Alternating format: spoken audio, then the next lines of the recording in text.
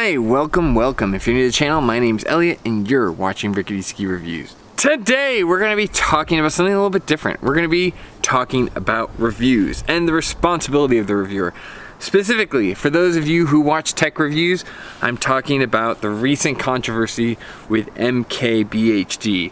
Now, if you don't know, he's a very prominent tech YouTube reviewer. He basically does like anything from phones to electric vehicles, things like that. But recently he reviewed an AI pin that was basically supposed to like put things onto your hand. It had its own cell phone service that would like answer questions for you. The problem was that it was like reaching out back to a main server to answer questions, or if it responded at all, had an issue with overheating. So he said this is one of the worst products I've ever reviewed, gave all the reasons and issues with it, and now the company is in jeopardy. It's like failing, its stock value went way down, and somehow people have kind of done the mental gymnastics blaming Marques Brownlee, saying, oh, well, it's Marquez's fault that this failed because he said it's the worst product he's ever reviewed. I even saw people go as far as call Marques irresponsible for his thumbnail and title, which I think is just absolutely wild. But I'm gonna give you my, just my input. I've now been reviewing skis for 1 year. I have a lot more experience and a lot more insight than I did 1 year ago. Now that I've been working with small brands, big brands, and everyone in between, I'm gonna give you my honest opinion about what I think a review should be and what the responsibility is. Is it Marquez's fault if the company fails and goes out of business? Is it Marquez's fault if the company goes bankrupt? The short answer is no, but there's a little bit more nuance from there. So let's just watch part of it. It's a 13-minute video. Maybe we'll watch the whole thing, but let's just jump right into it. All right, I review a lot of products, right? I've talked about hundreds, maybe thousands of products at this point, but as many videos as I've made about products, there are way more products out there in the world that exist. So the process of selecting which products to even review in the first place is like an art form to itself. Most products are just meh, they're fine. Like they exist, they get made, they're fine, whatever. So they have to reach a certain level of interest or being really good to even be considered for a review, or sometimes really, really bad. So there's been a lot of interesting discourse lately on this topic. There will be, some negative reviews, and then a company will eventually go out of business, and then the internet poses the question, do bad reviews kill companies? Do bad reviews kill companies? Okay, the first thing I want to talk about is how you select which products to do. Now, when I first started, I literally would test out any product that anyone was willing to send me.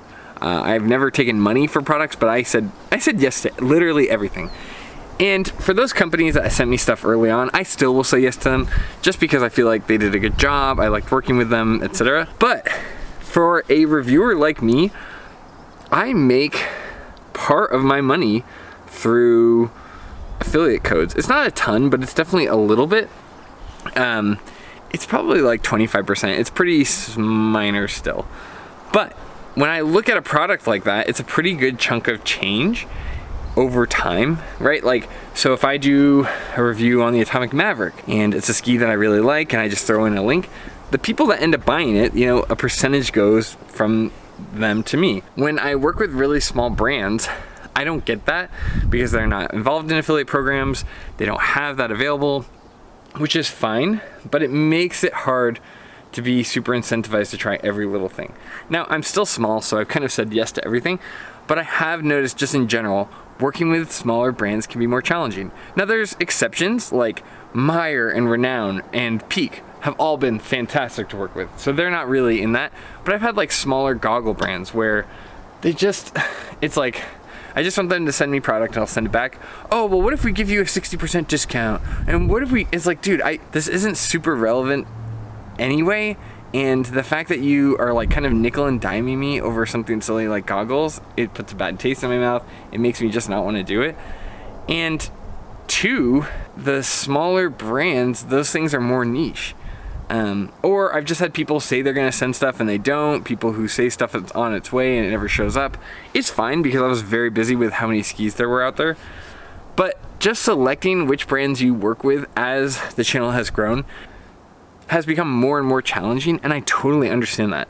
I could see getting to a point where you go, like, okay, I've never heard of this ski brand. They're made in China, and nobody knows anything about them. Just, you know, I could see myself passing on that. Now, there are other brands like Meyer and Peak and Renown where I go, oh, this is really cool. I love how Meyer is actually made in America. I love what Peak is doing with that keyhole. I like the way what Renown is doing with their flex stuff. But I get emails all the time like, hey, do you want to review these goggles that are made in China and have an overlay of a computer and we'll pay you $300? And I always just say no. First off, you can't pay me for reviews. That's like rule number one. I do not take payment. The closest I'll ever get to that is like, I'll keep the skis so I can use them, but I really, really do not take payment for my reviews. But the second is, it's not something I would personally buy. I'm pretty sure it's probably junk, and it's not something I want to send your way to you guys, the viewers. And that's kind of how I've approached this channel from the beginning. I like watching ski reviews. I like watching this kind of content. So I try to only make stuff that I would watch myself. Now I'm always open to like new and exciting things. I've yet to say no to anyone other than people asking for paid reviews. But I've certainly noticed in the last year, just like a total change in how I reach out to people and how aggressively I reach out to different companies. If it's a staple that I get a lot of requests for in the comments, I go out of my way and try to reach out. Still trying to reach out to Solomon about getting on the stance. I know there's one guy that keeps commenting and I'm very sorry. But, you know, I try to base it around what people would actually want to see. Some of the more niche brands, I go, okay, if they want to send me something, great, but I'm not going to keep doing outreach for them. So anyway, I get kind of that frustration of dealing with brands, and you know, like skis like tech, there are so many brands out there and there are only so many days in the week that you can do reviews. I mean, if you look at like my content, reviews probably take twice as much time to make as other types of content. That's why I try to do a healthy mix. I love making reviews, so that's kind of why I do it. But I think just doing reviews for the sake of doing reviews doesn't make sense. It needs to be relevant to what you guys want to see. Anyway, I'll get off my soapbox. Or do bad products kill companies?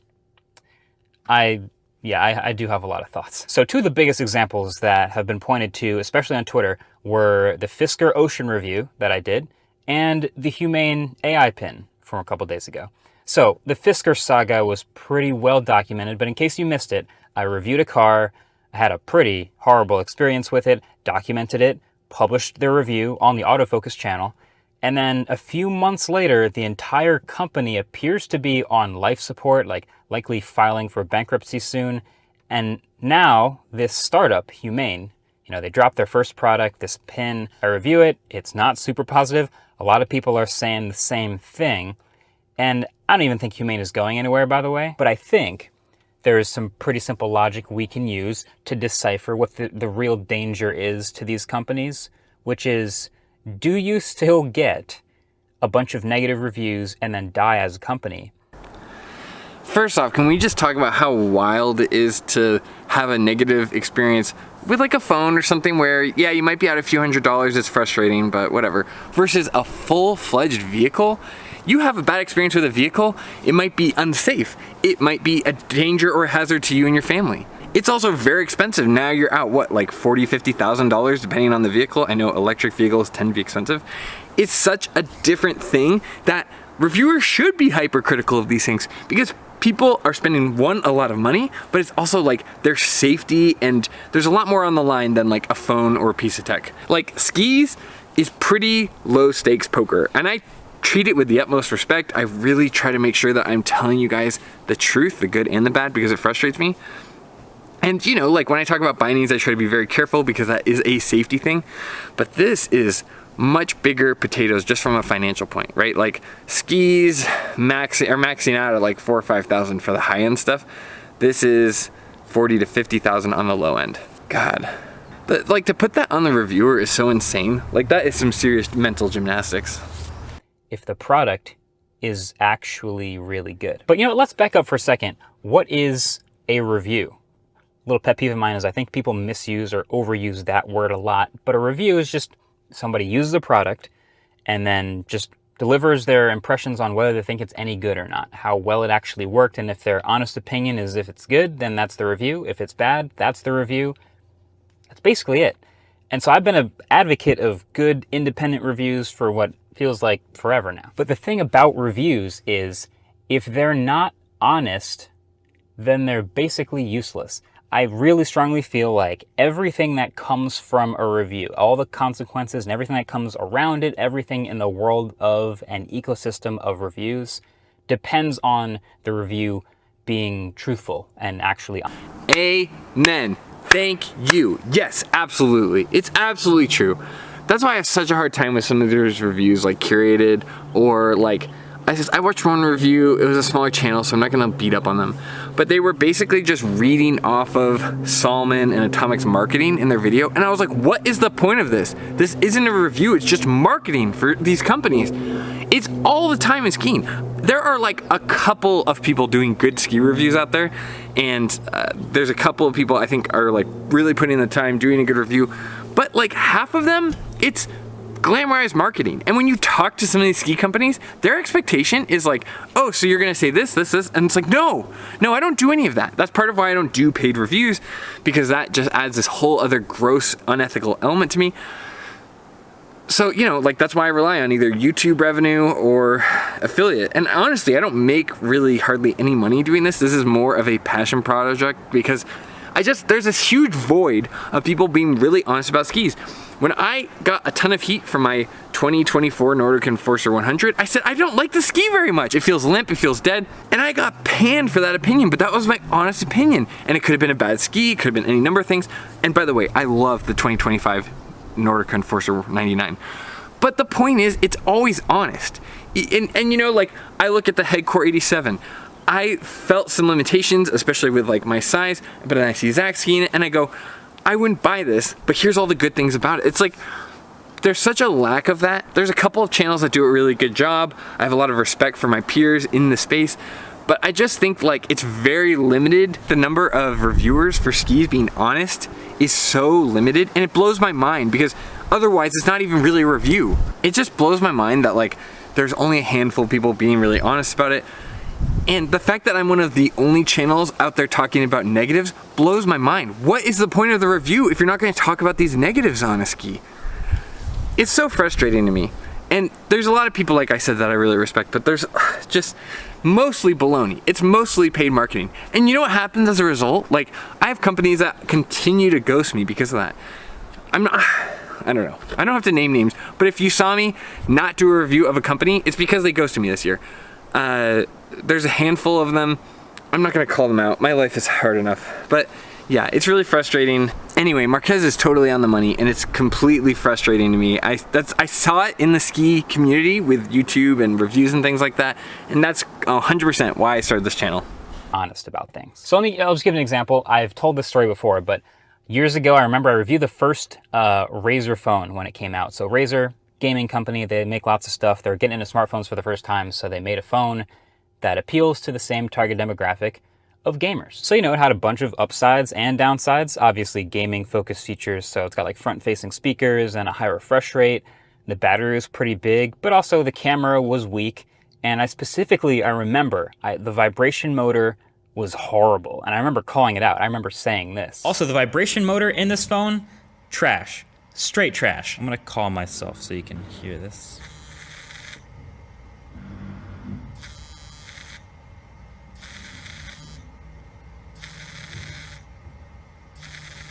It sounds broken, but it sounded that way out the box since day one. So that is the Razer phone. Just one of the worst vibration motors I've ever experienced in a new phone. So, okay, fast forward a year, right? I'm at a briefing. It's in New York City. It's for the Razer Phone 2. And so they're walking me and some other people through this new phone they've made, and they've got a bunch of changes. It's got a glossy back. They added wireless charging now. The logo glows, and like the speakers are better and all this stuff. And they're talking us through it. And then the guy turns to me and he says, and Marquez, you got to try the new vibration motor in this phone. And it's such a niche thing, but sure enough, I try it and it's way better. And that's, to me, that's a big part of what reviews are all about. That honest feedback turned into actually action for the company to make it better. So people who bought the first one knew what they were getting into, and people who bought the second one actually benefited from that. So that's... I mean, that's exactly what happened with the Atomic Bent Chetler. I reviewed the 2023s.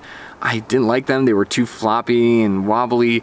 They just they would max out. And then come to find 2025, Chris Bent Chetler on the chair with Jeff from Ski Essential saying, yeah, we found that the skis for the Atomic Bent 100 and Bent 120 were too soft, so we're working to fix it. That is a company that is not only open to hearing the critique, but also making an actionable change. And I don't know if they heard me or it was just a general consensus, but I was one of the only channels saying hey, I don't really like this ski. And it's so what are we doing here? If we're gonna review the skis and just run through the spec sheet and what it's good for, you might as well be glorified marketing at that point. Same for the Norken Forcer. They fixed a lot of problems I thought was there, and I don't think that was me. Or Peak Skis. I gave Peak Skis a whole list of things I thought would be better, mounting points, and what I like about Peak Skis is not only did they hear it, but they responded to it. And to me, that is an indication of a strong brand where they're willing to hear the feedback and work on it. I say this all the time, but not everyone's willing to do that. Number one, honesty, obviously super important. But the second thing is these reviews are also definitely for the people that are watching them and consuming them. So you've probably been in the situation when you're about to buy something and you just want to double check. So you hop on YouTube, you search it up, watch a couple videos about the product just to make sure you're not missing anything. And then you either decide on the moment or later that day, okay, yeah, I'm definitely going to buy it. We've all been there. That's the reason, that's exactly how this YouTube channel started. My first ever tech video was reviewing a laptop, but specifically I bought the laptop with my allowance money in high school, and I found a Windows Media Center remote in the PCI slot that wasn't in any of the other reviews. So the first thing I decided to do was talk through it in a video so that anyone else who bought the laptop after me would know about it. So you're thinking about buying the thing, you watch a couple reviews of the thing, you learn everything you need to know, boom, success. But here's where it gets a little bit interesting. I do have a bit of an extra dimension. I will say too, that's exactly how I started the YouTube channel. It was literally on my phone. I was demoing the Atomic Bent 100 because everything I'd read online said, this is the best ski ever. I almost bought it sight unseen. I was just okay, yeah, if this many people love it, why not? But my local shop, luckily, they give you your demo money towards a credit towards the ski. So I said, okay, I might as well demo it for a day just to make sure I like it. And on the spot, I was this ski is so bad. It doesn't give me my energy back out of the end of it. It's super floppy. It's not a do everything ski like the person at the shop or people online had told me. So I pulled out my phone and just made a video I don't really like these skis. And I just went off the thing and it was vertical when it should have been horizontal and all these nightmare things. You can barely hear what I'm saying on the chairlift. But that was 100% how this channel started. Just me having a bad buying experience where no one was honest about the ski and being I don't know what I'm doing, but I can at least address this because it's infuriating. And really that's what I want all of my reviews to be, is to be okay, somebody either tried this and they're not sure how they feel, or, maybe they're trying to narrow it down. There's hundreds of different ski models. What width do I want? And because not everybody can go to a demo day and try all these skis. So for me, I was I just want to narrow this down for people so they can figure out what ski they want, because skis are not cheap and not everyone has the opportunity to try all of them. And the companies don't make it any easier. Oh, this is the greatest ski ever. Oh, this is the greatest ski ever. So, I don't know. I totally get that, and that's 100% where this channel started from. This is on point. This is really good.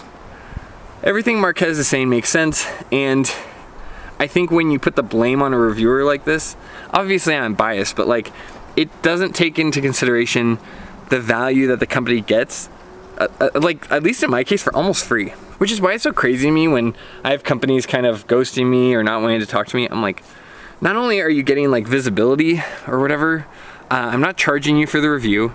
I'll send the skis back, although that may change with how much time I'm spending on these. That policy may change, and you're getting all of this feedback for your ski designers. Not that you have to take all of my advice, but at least it's something. It's some kind of feedback for you. On my hands with these videos, because I know that there's no way that every single person watching a review of every single product is one of those people who was considering buying it. I get that comment actually in person all the time. I watch the reviews even though I'm not buying any of this stuff. So I know that a lot of people, in fact, most people watching these videos are actually just here to watch an interesting, informative, good video in general, and an entertaining video. And so the way that I satisfy those things is much more subjective, I think. Like, everyone has a different way they do it. Everyone has a different target demographic. But that's a little bit of a new dimension. So then I think if we go back to the original question, so can a video kill a company? I'll use the Humane and Fisker examples specifically. The Fisker Ocean was a terrible car. It is a terrible car. I've reviewed about 40, 50 different cars in the past few years, made videos about many of them. This is the first one where I genuinely couldn't wait to be done driving it. Like, it just had tons of problems, bugs, missing features, safety issues. Like, can I just say too, well, one, he's like risking his own safety and life to do that, which is kind of wild. But for me, I have that issue a lot with powder skis. I only have like X amount of powder skis. So, you know, like I reviewed the QST 106 and the Bent 110, 10 out of 10. Excellent powder skis. But then I go to review like the Armada ARV that I don't really like. And it's like, oh, these are a 4 out of 10, these stink. But that's a powder day wasted. So it's almost like, God, I don't know if I want to review powder skis. I almost would rather just do the carbon skis. But I do the powder skis because you guys are wanting to buy powder skis and it's just as useful. But it comes in this area where I've had skis where I almost pack an extra pair of skis every time just because I'm like, man, it would stink to lose a whole day just because these skis are super bad. It's also part of why it's nice when ski manufacturers send me the skis for long periods of time so that like I can wait for that powder ski and have time and even take it on multiple days. It's just bad, right? So I review the thing. I give people what I feel is a fair assessment that also doubles as a warning not to buy this bad car. So hopefully it's entertaining and informative to the majority of people who weren't thinking about buying the car, but also that it is as honest as possible with the people who are. And maybe a week or two later, the company's stock price is plummeting to an all-time low and they appear to be like filing for bankruptcy. Cue the internet going nuts, which I guess I get it. Like, obviously it makes a nice headline like, oh, this review came out and it killed this company. This review bankrupted all of Fisker, maybe. Like, there was a whole Morning Brew thread on how Fisker handled this video so poorly that they're now going to go bankrupt because of it. Also, there were whole stock investments themed channels saying this was like a paid promoted attack against the Fisker stock price. Like, it got pretty crazy. But did one review kill the entire company? Obviously no. And then also, like, does that mean that you're gonna give reviewers credit when a company does really well? Like, right? Well, oh, the Marquez is responsible for, you know, a Tesla vehicle or whatever it is that he likes. Not condoning any of that, but like, oh, am I responsible then when Atomic goes up? And then should I be seeing more of that revenue from Atomic? And it's like, no, we're just here to give our honest opinion. And that's where a lot of the value is. I've always said this. It's like, I don't really care what friends I make in the ski community. Even with Bodie Miller, like, I had friends who were like, oh my God, you talked to Bodie Miller and are you kind of starstruck? And I was like, no, I'm just gonna be honest. Like, what people in the ski industry think of me doesn't really matter to me anymore. I worked for Ski Racing Magazine. I saw kind of the good and the bad of the ski community. And I've just said, like, I don't care what industry professionals think of me. I care more that I'm being honest and I'm being helpful to you guys, the viewers, because that's where what I would want out of a YouTube channel. That's where value would be to me as somebody who likes watching these ski reviews. And I don't think I could live any other way. Like, it's just too complicated. Like, I can't imagine trying to like do a bunch of mental gymnastics with ski scores and saying good things about them and then trying to make footage of the ski doing something it doesn't actually do. It seems complex and I don't want to deal with it. I've had people say, oh, you know, I have like this guy from Stokely who sends me mean messages in the comments, and I get, you know, all this other stuff, and it's just like, I have Fisher where they don't send me skis. And it's just like, I just don't care what they think of me. I care more that I'm being honest to you guys and that I'm being helpful and kind of serving people who can't test every single ski out there. And, you know, the fact is that a lot of these ski companies benefit from it passively. So that's why it always feels weird when I have to pull teeth to try to get skis from different companies. I would say, to zoom out a bit, I I think it's important to zoom out a bit, actually. First of all, I was not the only one to review the car, not even close. And so yes, the stock price did drop after my video, but the stock was in free fall for many, many months before my video too. And if you zoom out on YouTube or in the car review space in general, I was far from the only person saying these things about the car for all of these months. Many other reviewers had been having a plethora of issues, even stuff that I didn't have with this thing. Actually, I feel like that might be the easiest way to tell if a review is honest or not. Like, we're all reviewing the same product, basically. If we all have the same thing, so we're all going to find a lot of the same things. We're all eventually going to have a lot of the same upsides, downsides. If there are issues, they may eventually surface. So yeah, they're probably going to agree with each other. A bunch of honest reviews. They'll all say a lot of the same stuff. Oh, and also in the US, the stock price, there's this thing where if a stock, if it's below a dollar for however many days in a row, then they'll get a warning that they may be delisted, and they have 6 months to get the stock price back up over $1. And Fisker had just received that notice right around the same time that I think right before my video came out, actually. And if you're an investor, you're looking at that. That's the type of stuff that really tanks the stock price, if you're asking me. And if you're asking me personally, I literally don't care what the stock price is of any company, of any product I review. I just don't care. And so if I'm talking about a product, that will never have anything to do with what I say about the product. And I hope that's not true about other people either. And I shouldn't even have to say this. I'm not invested in any companies that I cover. It's just a matter of trying to make an informative, educational, and honest video review. That's my goal. My only goal is to do that. And I don't have any duty to any of the companies whose products I cover. It is only to the people watching the videos. So now, okay, fast forward. I mean, that's 100% why I don't take money for reviews. I have several companies who have offered them to me. And the funny part is when I see those like offers, I'll tell companies that they can advertise, right? Like if Booster Strap wants to advertise on a ski review, sure, that's fine with me.